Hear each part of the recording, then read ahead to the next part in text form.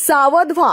आतापर्यंत प्रेमाच्या नावाखाली चालणारं जिहादी षडयंत्र आणि आमच्या निष्पाप हिंदू लेकी बाईंच्या आयुष्याशी खेळणाऱ्या लांडग्यांचा खेळ आता कायमचा खल्लास होणार आहे.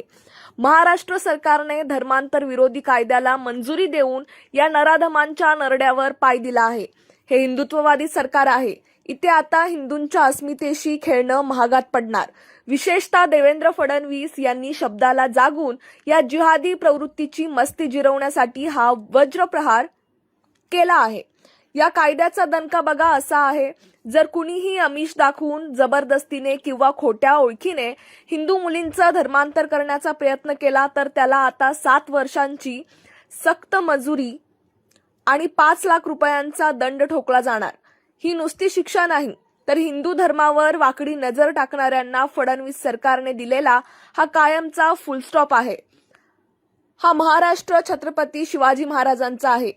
इथे लव जिहादचा धंदा करून समाज पोखरण्याचे स्वप्न पाहणाऱ्यांनी आता गाशा गुंडाळायला सुरुवात करावी.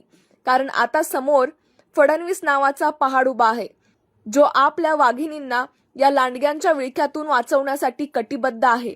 आता रडणं नाही, तर नराधमांना थेट जेलमध्ये सडवणं सुरू होणार. सुधारलात तर ठीक, नाहीतर हिंदुत्वाचा हा हुंकार तुम्हाला गाडल्याशिवाय राहणार नाही.